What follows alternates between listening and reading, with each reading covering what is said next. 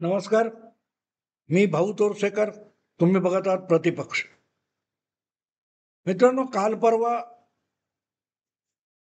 वक्फ विधेयक लोकसभेमध्ये मंजूर झालं आणि त्यामध्ये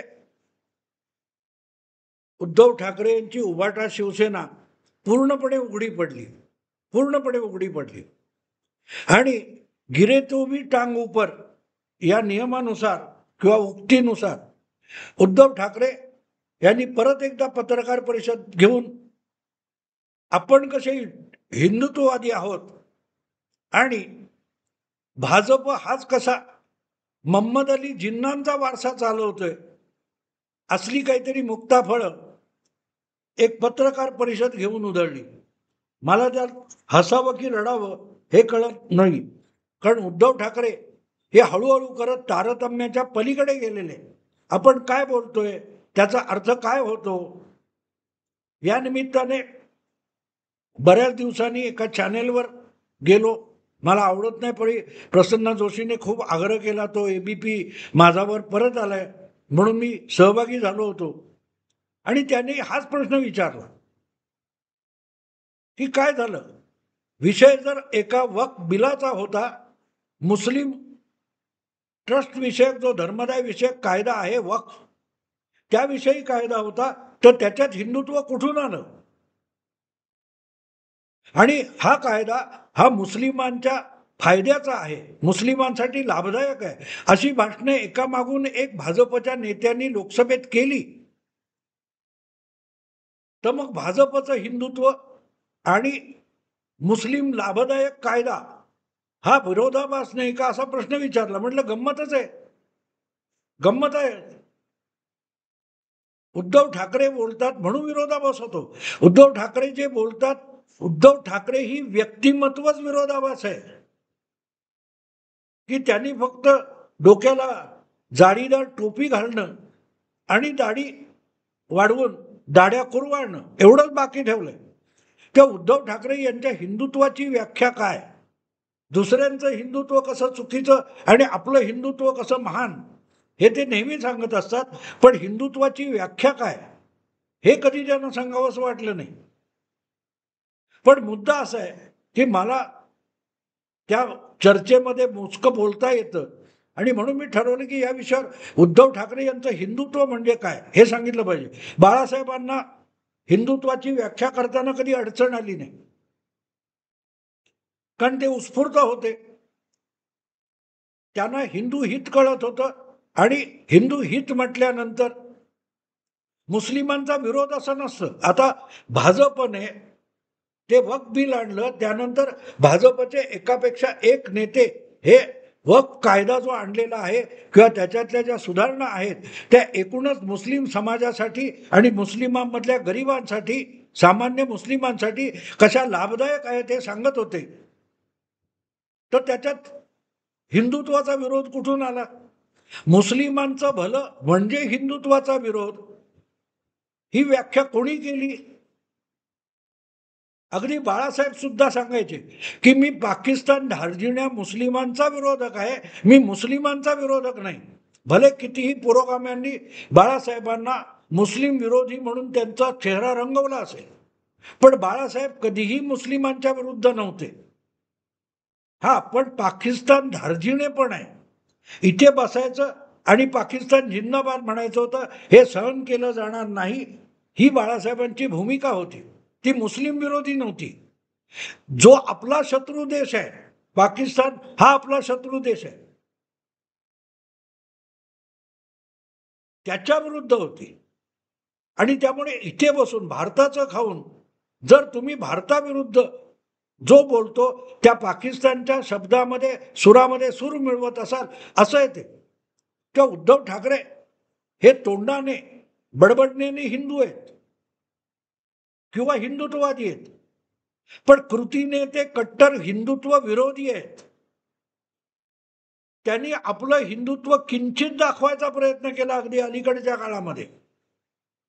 तेव्हा प्रसन्न जोशीला मी उत्तर देताना त्या डिबेटमध्ये तेच सांगितलं, वक्फ हा कायदा एक कायदा आहे आणि मुस्लिम समाजाला धार्मिक संबंधामध्ये नियंत्रित करणारा, धर्मस्थळ नियंत्रित करणारा कायदा आहे. त्याच्यात हिंदुत्व कोणी आणलं? भाजपने आणलं नाही, भाजपने विधेयक आणलंय. पण त्यामध्ये हिंदुत्व कोणी आणलं? उद्धव ठाकरेंनी आणलं. याचं कारण भाजप विरोधात, भाजपच्या हिंदुत्वाविरोधात लोकसभेची निवडणूक लढवून 9 खासदार मुस्लिमांच्या मतावर निवडून आणलेले उद्धव ठाकरे हे आज मुस्लिमांच्या मतांसाठी कमालीचे लाचार झालेत. तिथून वक्फ बिलामध्ये हिंदुत्व आलं. कसं आलं? तर लोकसभेची निवडणूक संपल्यानंतर परत एकदा मोदी सरकार आलं आणि त्या मोदी सरकारने हे वक्फमध्ये सुधारणा करणारं विधेयक संसदेमध्ये आणल्यानंतर संसदेच्या सदस्यांनी त्याला विरोध करावा, पाठिंबा द्यावा, जे करायचं ते करावं, प्रत्येक पक्षाची भूमिका असते. पण ज्या वेळेला ते विधेयक पेश करण्यात आलं तेव्हा उद्धव ठाकरे यांच्या पक्षाच्या 9 खासदारांनी लोकसभेतून काढता पाय घेतला. काढता पाय घेणं याचा अर्थ काय? ना विधेयकाचं समर्थन करणं, ना विधेयकाचा विरोध करणं. भारतातले जे कट्टरपंथी मुस्लिम आहेत किंवा मुस्लिमांच्या कट्टरपंथी संघटना आहेत त्यांचा या विधेयकाला कडाडून विरोध होता. आणि जर उद्धव ठाकरे यांनी मुस्लिमांची मतं मागितली असतील आणि मिळवली असतील आणि त्यावर 9 लोकसभेचे खासदार निवडून आणले असतील तर त्या विधेयकाच्या विरुद्ध उभं राहणं हे उद्धव ठाकरे यांच्या उभाटा शिवसेनेचं कर्तव्य आहे, असं या कट्टरपंथी मुस्लिम संघटनांची भूमिका होती. आणि म्हणूनच त्या विधेयकाला विरोध करायला लोकसभेत त्यावेळेला उभं राहणं हे मत मागणाऱ्या उद्धव ठाकरे यांचं कर्तव्य होतं. पण उद्धव ठाकरेंच्या खासदारांनी काढता पाय घेतला. म्हणजे विधेयकाला पाठिंबा पण नाही, विरोध पण नाही, आम्ही तटस्थ आहोत असं दाखवलं. आणि त्यामुळे संतप्त झालेल्या काही मुस्लिम संघटना संस्थांच्या नेत्यांनी, कार्यकर्त्यांनी उद्धव ठाकरे यांचं निवासस्थान असलेल्या बांद्र्याच्या कलानगर मातोश्री बंगल्यावर मोर्चा आणला होता. अर्थात तो मोर्चा बंगल्यापर्यंत पोहोचू शकला नाही.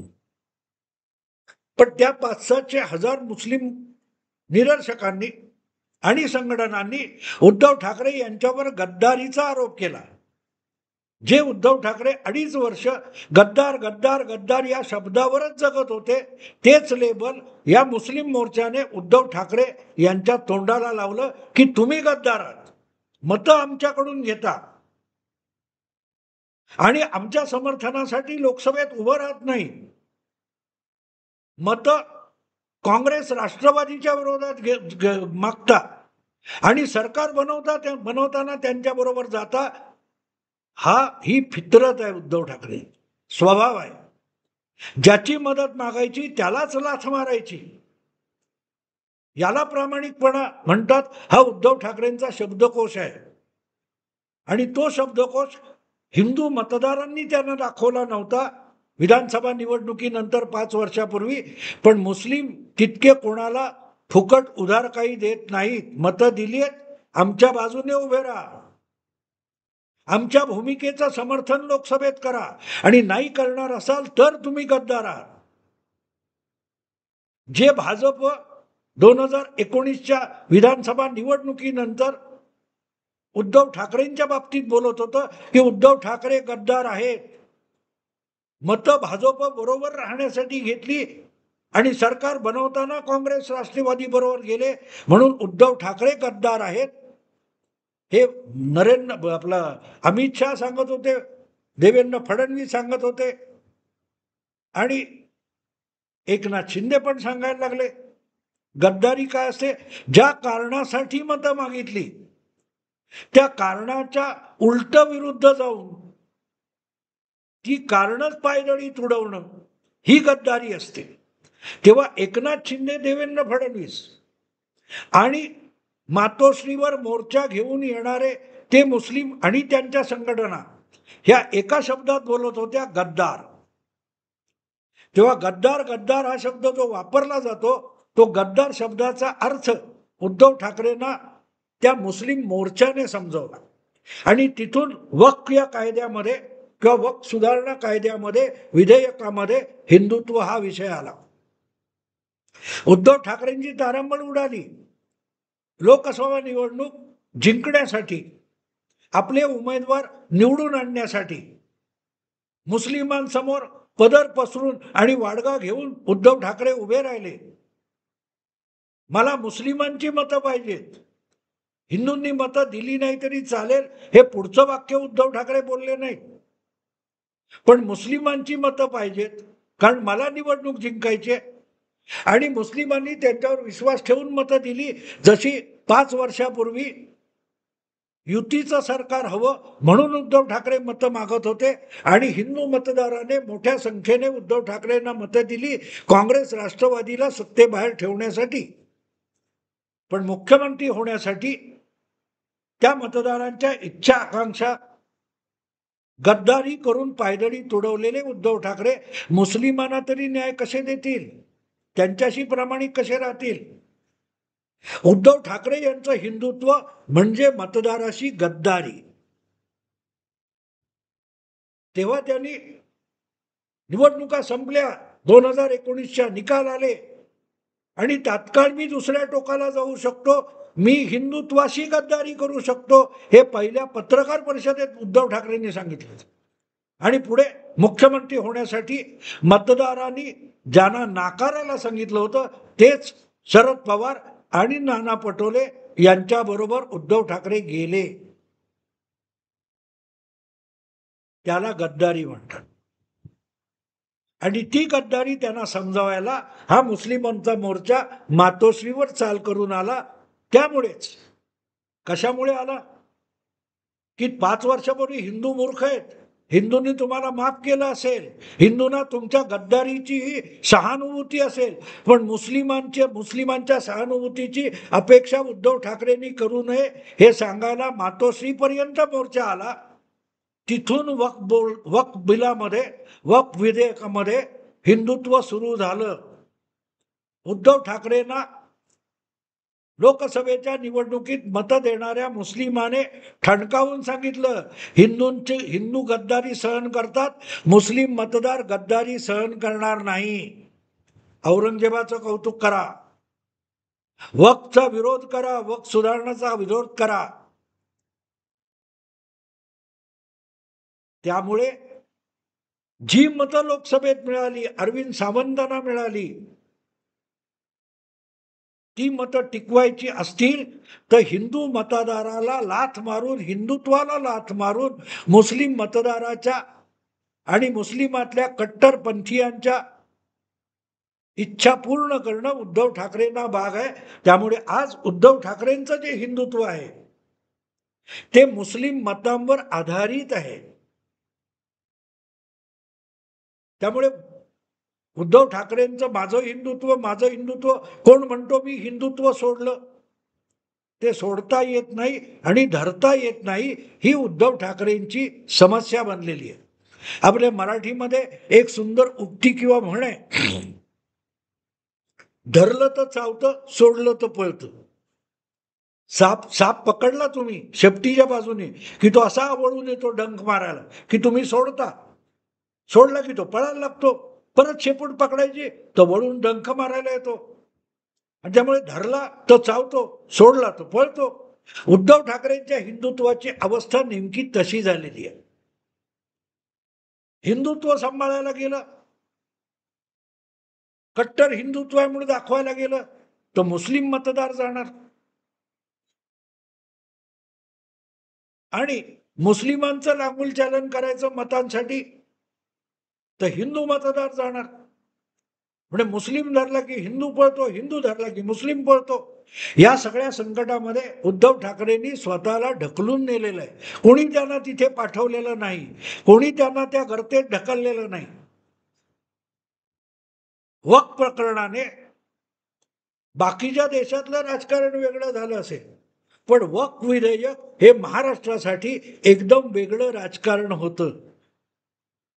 आणि महाराष्ट्रात विधानसभेला उद्धव ठाकरे आणि महाविकास आघाडीचा दारुण पराभव का झाला याचं विश्लेषण अगदी सोपं आहे. ते वक्फ बिलामध्ये दिसतं. हे लोक मतांसाठी, मुस्लिम मतांसाठी इतके लाचार होतील की हे सत्तेत आलं तर मुस्लिमांनी सांगितलं की आता काय त्या मुस्लिम कट्टरपंथीय संघटनांनी सांगितलं की औरंगजेबाची कबर सजवली पाहिजे, तर उद्धव ठाकरे ताबडतोब त्यासाठी धावत जातील, कारण मतं पाहिजेत मुस्लिमांची. हे लोक पंढरपूरच्या वारीवर बंदी घालतील का? मुस्लिमांची मतं पाहिजे, आणि मुस्लिमांची मतं म्हणजे मुस्लिम कट्टरपंथीयांचं लांगूल चाललं. त्या उद्धव ठाकरे यांचं जे हिंदुत्व आहे हे आता मुस्लिम मतदारांच्या इच्छा आकांक्षेवर आणि मर्जीवर अवलंबून आहे. आणि म्हणून ज्या प्रकारे लोकसभेमध्ये किंवा राज्यसभेमध्ये शिवसेनेच्या खासदारांनी भूमिका घेतली, अरविंद सावंत यांनी जे भाषण केलं ते ओवैसींना शोभेसं होतं. यांना जमिनी बळकावायच्या, जमिनी बळकावायच्या. अरे वक्फ बोर्डाने जमिनी बळकावल्यात, त्यांना आवर घालण्यासाठी हे विधेयक आणले. जमिनी वक्फने बळकावलेले आहेत आणि त्याची डझनावारी उदाहरणं दिली अमित शहानी. कुठचं बीड जिल्ह्यामधलं एक कंकालेश्वर मंदिर, त्याची किती एकर जमीन बळकावली आहे. संसद भवन, राष्ट्रपती भवन या जमिनीवर सुद्धा वक्फ बोर्डाने दावे ठोकलेत. ते दावे ठोकण्याला जमीन बळकावणं म्हणतात. मराठीमध्ये जमीन बळकावणं किंवा जमीन घशात घालणं हे शब्द सुद्धा अरविंद सावंत यांना कळत नाहीत असं मला बिलकुल वाटत नाही. पण माणूस लाचार असतो, अगतिक असतो. आपल्याकडे आणखीन एक म्हण आहे, अडला हरी गाढवाचे पाय धरी. तशी आज उद्धव ठाकरे आणि त्यांच्या पक्षाची अवस्था झालेली आहे. ते मतासाठी इतके लाचार आणि अडलेले आहेत की त्यांना खात्री पडलेली आहे की आपल्याला मुस्लिमांच्या मतावर यापुढे अवलंबून राहायचंय, कारण मराठी आणि हिंदुत्वाच्या मतावर आपण निवडणुका जिंकू शकत नाही. गेल्या विधानसभेने त्याचीच साक्ष दिली, त्याचीच साक्ष दिली. गावोगावी लोकांच्या लक्षात आलं की हे लोक मतांच्या लाचारीसाठी राजा जयचंदाने जसा पृथ्वीराज चव्हाणचा घात केला होता आणि त्या शहाबुद्दीन घोरीशी हातमिळवणी केली होती की मोहम्मद बिन घोरीशी, तसे हे लोक कट्टरपंथीय तालिबानींशी हातमिळवणी करतील आणि आपल्याला आपल्या घरात सुद्धा राहणं अशक्य होईल. उद्धव ठाकरेंनी जी वक्फबाबत भूमिका घेतली आहे त्याचा अर्थ लोकांना त्यांनी सांगितला, तुमचं घर, तुमची सोसायटी, तुमचं देऊळ याच्यावर उद्या वक्फ बोर्डाने बोट ठेवलं तर मी ती जमीन देऊन टाका. वक्फ बोर्डाला म्हणेन मी हिंदूंच्या संरक्षणाला येणार नाही. दंगलीत, मुंबईच्या दंगलीत 93 साली हिंदूंना कोणी वाचवलं असं जेव्हा उद्धव ठाकरे सांगतात, त्या उद्धव ठाकरेंनी वाचवलं नाही, त्यांचे जन्मदाते बाळासाहेब ठाकरे यांनी वाचवलं. आणि तेव्हा बाळासाहेबांची जी शिवसेना होती ती कट्टरपंथीय मुस्लिमांच्या विरोधात होती, त्यांच्या विरुद्ध 2 हात करायला उभी होती. आज उद्धव ठाकरे यांची उबाटा शिवसेना ही कट्टरपंथीयांची हात मिळवणी करण्यासाठी उभी आहे. आणि त्यामुळे त्यांचं, उद्धव ठाकरे यांचं हिंदुत्व म्हणजे काय, तर जे धरलं तर चावतं, सोडलं तर पळतं. हिंदूंचं उघडपणे समर्थन केलं गेलं. हिंदूंच्या धार्मिक अभिमानाच्या बाजूने बोलायला गेलो तर मुस्लिम कट्टरपंथीय रागावतील आणि त्यामुळे मुस्लिम मतं हातातून निसटली तर. कारण आता हिंदूच्या मतांच्या भरोश्यावर उभं राहण्याची आणि निवडणुका जिंकायची खात्री उद्धव ठाकरेंना उरलेली नाही. 1987-88 मध्ये पार्ल्याच्या पोटनिवडणुकीत बाळासाहेब ठाकरे यांनी मला मुस्लिमांची नकोत मतं असं म्हटलं आणि तो धार्मिक स्वरूपाचा प्रचार झाला. मला फक्त हिंदूंच्या मतावर निवडून यायचंय ही भूमिका बाळासाहेबांनी घेतली रमेश प्रभूंच्या पोटनिवडणुकीत पार्ल्याच्या. आणि त्या कारणासाठी त्यांचा मताचा अधिकार सुद्धा 6 वर्ष काढून घेतला गेला, पण बाळासाहेबांनी माघार घेतली नाही. हिंदुत्वाचा प्रचार करूनच मतं मिळवीन ही बाळासाहेबांची भूमिका होती. आणि उद्धव ठाकरे म्हणतायत की मला मुस्लिमांची मतं पाहिजेत आणि हिंदूंची मतं नाही मिळाली तरी चालतील, त्यासाठी मी वक्फ बोर्डाचं समर्थन करीन. हिंदूंच्या नुसत्या भावना दुखावणं नाही, हिंदूंची देवळं सुद्धा बळकावणाऱ्या वक्फचं मी समर्थन करीन, कारण मला मुस्लिम कट्टरपंथीयांची मतं पाहिजे.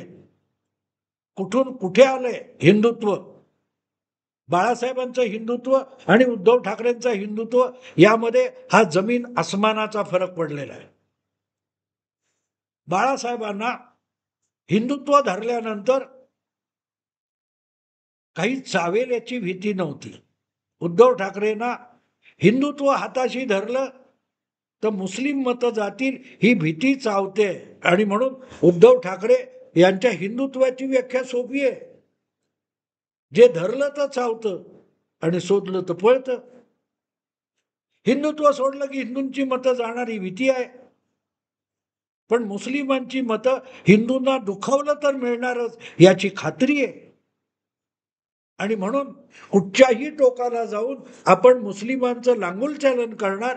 ह्या पवित्र्याला उद्धव ठाकरे यांनी आता हिंदुत्व असा एक नवीन नाव दिलेलं आहे, पण म्हणून ते हिंदुत्व असू शकत नाही. वाईट वाटतं मित्रांनो, पण सत्य सांगावं लागतं, कारण सत्य तुम्ही कितीही लपवा. ते म्हणतात ना, म्हातारीने कोंबडं झाकलं टोपली खाली म्हणून सूर्य उगवायचा थांबत नसतो. त्या उद्धव ठाकरे यांचा हा एक प्रकारचा फिदाईनी चेहरा. फिदाईन म्हणजे काय असतो मित्र? तो कसा कसा अजमल कसा भारतात आला फिदाईन म्हणून, आत्मघाती म्हणून. आपण मारले जाणारे त्याला माहिती होतं, पण त्याला परवा नव्हती. तसं उद्धव ठाकरेंचं हिंदुत्व हे फिदाईनी झालेलं आहे. शिवसेना संपली तरी चालेल, पण ते असलंच राजकारण करणार. आणि शेवटी जसा अजमल कसाब संपला तसं उबाटा शिवसेना सुद्धा रसातळाला घेऊन जाणार. वक्फच्या बिलाचं लोकसभेतलं राज्यसभेतलं समर्थन हा त्याचा सगळ्यात मोठा पुरावा आहे. आणि त्यातून बाहेर कसं पडायचं हे कळत नाही. धरलं तर चावतं, सोडलं तर पळतं. असं मित्रांनो, आत्ता इथेच थांबतो. आवडलं लाईक करा, शेअर करा आणि प्रतिपक्षाला सबस्क्राईब करा. नमस्कार.